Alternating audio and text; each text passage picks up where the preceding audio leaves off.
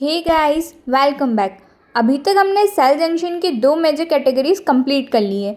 सबसे पहले tight junction पढ़ा, जहाँ लीकेज रोकते हैं, और फिर एंकरिंग जंक्शन, जहाँ टिश्यू को मैकेनिकल स्ट्रेंथ मिलती है। लेकिन क्या सिर्फ फिजिकली कनेक्ट रहना काफ़ी है? अगर एक सेल को कोई इन्फॉर्मेशन मिले तो क्या बाकी सेल्स को भी उसके बारे में पता चलना चाहिए? तो हाँ, बिल्कुल पता चलना चाहिए। हार्ट की मसल को एक साथ कॉन्ट्रैक्ट करना होता है, स्मूथ मसल को कोऑर्डिनेटेड मूवमेंट करनी होती है। एम्ब्रियोनिक डेवलपमेंट में नेबरिंग सेल के साथ कंटिन्यूसली इंफॉर्मेशन एक्सचेंज करनी पड़ती है, और ये कम्युनिकेशन हार्मोन के थ्रू हमेशा पॉसिबल तो हो नहीं सकता। कई बार सेल डायरेक्टली एक दूसरे से बात करती हैं, और इस डायरेक्ट कम्युनिकेशन का मीडियम क्या है? Gap junctions. तो चलिए अब गैप जंक्शंस को डिटेल में देखते हैं। Gap junctions special communicating junction होते हैं जो दो नेबरिंग सेल्स के साइटोप्लाज्म को डायरेक्टली कनेक्ट करते हैं। दोनों सेल्स के बीच एक माइक्रोस्कोपिक चैनल बन जाता है। इसी चैनल के थ्रू छोटे मॉलिक्यूल्स और आयंस डायरेक्टली एक सेल से दूसरे सेल में जा सकते हैं। इसी वजह से गैप जंक्शंस को कम्युनिकेटिंग जंक्शंस भी बोला जाता है। इलेक्ट्रॉन माइक्रोस्कोप में देखने पर पता चलता है कि नेबरिंग सेल्स कम्प्लीटली फ्यूज नहीं होते, उनके बीच एक बहुत छोटा सा गैप प्रेजेंट होता है। ये गैप लगभग 2 to 4 नैनोमीटर का होता है। इसी गैप को ब्रिज करने के लिए स्पेशल प्रोटीन चैनल्स बनते हैं। इसी वजह से नाम पड़ा है गैप जंक्शन। गैप जंक्शन का स्ट्रक्चर यूनिट है कॉनेक्सॉन। हर कॉनेक्सॉन एक सिलेंड्रिकल चैनल होता है, और हर कॉनेक्सॉन 6 कॉनेक्सिन प्रोटीन से मिलकर बना हुआ होता है। कॉनेक्सिन एक ट्रांसमेम्ब्रेन प्रोटीन है। ये 6 कॉनेक्सिन मिलकर एक कॉनेक्सॉन बनाते हैं। फिर एक सेल का कॉनेक्सॉन दूसरे सेल के कॉनेक्सॉन के साथ अलाइन करता है और कंप्लीट इंट्रासेलुलर चैनल बन जाता है। यानी 6 connexon equals 1 connexin and 2 connexon is equals to 1 gap junction channel. इसके अलावा गैप जंक्शंस बहुत बड़े मॉलिक्यूल्स को पास नहीं होने देते। ये मेनली अलाउ करते हैं sodium ion, potassium ion, calcium chloride, small glucose, amino acid, ATP, CAMP, IP3 यानी स्मॉल मॉलिक्यूल्स और सिग्नलिंग मॉलिक्यूल्स। लार्ज प्रोटीन्स और DNA इनके थ्रू पास नहीं कर सकते हैं। अब ये कम्युनिकेशन कैसे करवाते हैं?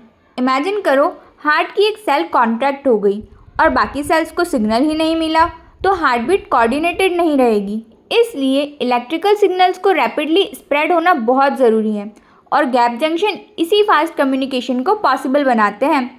गैप जंक्शन की वजह से आयंस डायरेक्टली एक सेल से दूसरे सेल में मूव कर सकते हैं, जिसके रिजल्ट में इलेक्ट्रिकल इम्पल्स बहुत रैपिडली स्प्रेड होती है। इसी फिनोमिना को कहते हैं इलेक्ट्रिकल कपलिंग। ये कॉन्सेप्ट स्पेशली कार्डियक मसल में बहुत इंपॉर्टेंट है। अब अलग अलग टिश्यू में गैप जंक्शन के अलग अलग रोल होते हैं। सबसे पहले कार्डियक मसल। हार्ट की मसल होती है जो इंटरकनेक्टेड होती है। गैप जंक्शन इलेक्ट्रिकल इम्पल्स को रैपिडली स्प्रेड करते हैं। इसी वजह से हार्ट कोऑर्डिनेटेड कॉन्ट्रैक्शन कर पाता है।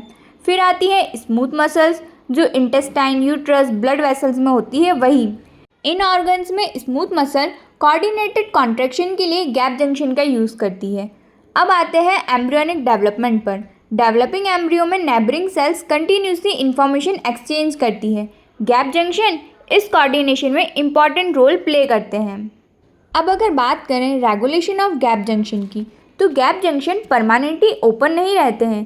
सेल ज़रूरत के हिसाब से इन्हें ओपन या क्लोज कर सकती है। जैसे हाई इंट्रासेलुलर कैल्शियम कंसंट्रेशन या सीवियर सेल इंजरी के टाइम पर गैप जंक्शन चैनल्स को क्लोज कर देती है। ये प्रोटेक्टिव मैकेनिज्म है। अगर डैमेज सेल कंटिन्यूसली कनेक्टेड रहे तो हार्मफुल मॉलिक्यूल्स नेबरिंग सेल तक पहुंच सकते हैं। इसलिए इमरजेंसी सिचुएशन में गैप जंक्शन टेम्परेरी बंद हो जाते हैं। अब एक और चीज़, टाइट जंक्शन सेल के बीच लीकेज को रोकते हैं, बैरियर बनाते हैं और कम्युनिकेशन नहीं करने देता है। लेकिन गैप जंक्शन इसके just opposite. Gap junction barrier नहीं बनाता है, ये डायरेक्ट कम्युनिकेशन अलाउ करता है। यानी दोनों जंक्शन का फंक्शन बिल्कुल ऑपोजिट था। अब आते हैं एक और important concept, plasmodesmata. Plant cells में गैप जंक्शन नहीं होते। प्लांट सेल में डायरेक्ट कम्युनिकेशन होती है प्लाज्मोडेस्माटा के थ्रू, एनिमल्स में गैप जंक्शन के थ्रू और प्लांट्स में प्लाज्मोडेस्माटा के थ्रू। अब एक और सवाल, अगर कॉनेक्सिन प्रोटीन में म्यूटेशन आ जाए तो टिश्यू की कोऑर्डिनेटेड कम्युनिकेशन डिस्टर्ब हो सकती है।